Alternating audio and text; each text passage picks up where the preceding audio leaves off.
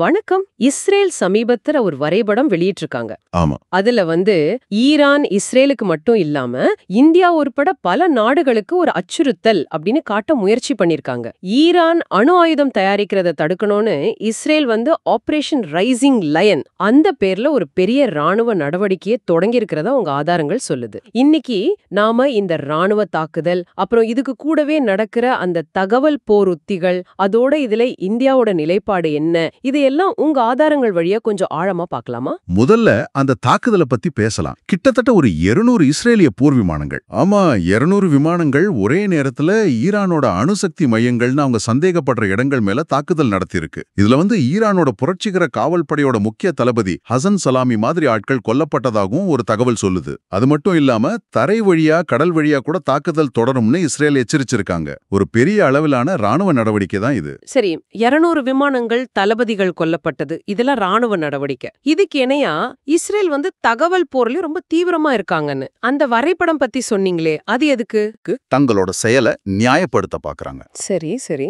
இதுக்கு தான் அவங்க வரைபடங்கள், அனிமேஷன்ஸ், ஏன் ஹசன் சலாமியோட பழைய 2019 பேச்சு வீடியோவை கூட எடுத்து பயன்படுத்துறாங்க. அந்த வரைபடம் எதுக்குன்னா, பாருங்க, ஈரான் உலக அமைதிக்கு ஆபத்து, உங்களுக்கும் அதாவது இந்தியாவுக்கும் ஆபத்து அப்படின்னு ஒரு கருத்தை பதிய வைக்கிற முயற்சி. சுவாரஸ்யமா உங்க ஆதாரங்கள்ல ஒண்ணு என்ன சொல்லுதுன்னா, இந்த மாதிரி ஒரு தகவல் தொடர்பு உத்திய சில சமயம் பாகிஸ்தான் விஷயத்துல இந்தியா தன்னோட கருத்தை உலகத்துக்கு சொல்றதுல இருக்கிற சவால்களோட ஒப்பிடுது. அப்போ ராணுவ பலத்தை மட்டும் காட்டாம உலகத்தோட கருத்தையும் தங்களுக்கு சாதகமாக்க இஸ்ரேல் ரொம்ப முயற்சி பண்றாங்கன்னு சொல்றீங்க. சரி, இந்த நிலைமையில நம்ம இந்தியாவோட அதிகாரப்பூர்வ நிலைப்பாடு என்னவா இருக்கு? இந்தியா வழக்கம் போல ரொம்ப கவனமா ஒரு அறிக்கை விட்டுருக்கு. இஸ்ரேல், ஈரான் 2 பேர் கூடயும் எங்களுக்கு நட்பு இருக்கு, நிலைமையை உன்னிப்பா கவனிக்கிறோம், எங்களுக்கு ஆழ்ந்த கவலை இருக்குன்னு சொல்லியிருக்காங்க. இது இந்தியாவுக்கு ரொம்ப சிக்கலான நிலைமை இல்லையா?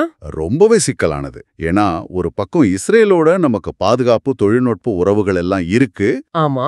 இன்னொரு பக்கம் ஈரான், அவங்க கிட்ட இருந்து எரிசக்தி வர்த்தகம் இருக்கு. முக்கியமா அந்த ஷாபஹார் துறைமுகம். ஆமா ஆமா, அது ரொம்ப முக்கியம். ஆப்கானிஸ்தான், மத்திய ஆசியாவுக்கு நம்மளோட நுழைவு வாயில் மாதிரி அது. அப்புறம் அந்த வடக்கு தெற்கு போக்குவரத்து வழி INST, இந்த மாதிரி பெரிய திட்டங்கள்ல ஈரான் நமக்கு முக்கியம். அதனாலதான் இந்தியா இப்படி ஒரு நடுநிலை அறிக்கை. ஆனா இஸ்ரேல் இந்த அறிக்கையை எப்படி பாப்பாங்க? உங்க ஆதாரங்கள்ல ஒண்ணு என்ன சொல்லுதுன்னா, இப்போ உலக அளவுல இந்தியாவுக்கு இருக்கிற முக்கியத்துவத்தை வச்சு பார்க்கும்போது இந்த மாதிரி ஒரு பொதுவான நடுநிலை அறிக்கை ஒருவேளை இஸ்ரேலுக்கு ஒரு சின்ன ஏமாற்றமா இருக்கலாம். போன அரசாங்கம், அதாவது நஃப்தாலி பென்னட் அரசுக்கும் இப்போதைய நெத்தன்யாகு அரசுக்கும் இடையில சில முரண்பாடுகள். இஸ்ரேல்ல உள்நாட்டு அரசியல் வேறுபாடுகள் இருக்கு. பிரதமருக்கு எதிராக போராட்டங்கள் கூட நடக்குது. பென்னட், நெத்தன்யாகு கருத்து வேறுபாடுகள் எல்லாம் இருக்கு. தேசிய பாதுகாப்பு, வெளியுறவு கொள்கைன்னு வந்துட்டா, குறிப்பா இந்த மாதிரி ஒரு நெருக்கடி நேரத்துல அவங்களுக்குள்ள ஒரு அடிப்படை ஒற்றுமை உருவாகிடுது. சரிதான். இதுக்கு நடுவுல ஈரான் இந்த தாக்குதல்களை சும்மா விடல. அவங்க இது ஒரு போர் பிரகடனம்னு ரொம்ப கடுமையா சொல்லியிருக்காங்க. அப்போ நிலைமை இன்னும் பதட்டமா தான் இருக்கு. ஆமா, ரொம்ப பதட்டமா இருக்கு. ஆக மொத்தம் பார்த்தா இஸ்ரேலோட இந்த பெரிய ராணுவ நடவடிக்கை, அதுக்கு இணையான தகவல் போர் உத்திகள், இதுக்கு நடுவுல சாபஹார் மாதிரி நம்ம நலன்களை மனசுல வச்சுக்கிட்டு இந்தியா கையாள வேண்டிய ஒரு சிக்கலான நடுநிலை, இப்படி பல விஷயங்களை இன்னைக்கு பார்த்தோம். இப்போலாம் ராணுவ நடவடிக்கை மாதிரி தகவல் போரும் ஒரு முக்கியமான அங்கமா மாறிடுச்சு. ஆமா. இந்த சூழல்ல உங்க ஆதாரங்கள் எல்லாம் வச்சு பார்க்கும்போது ஒரு கேள்வி வருது. நீங்க என்ன நினைக்கிறீங்க?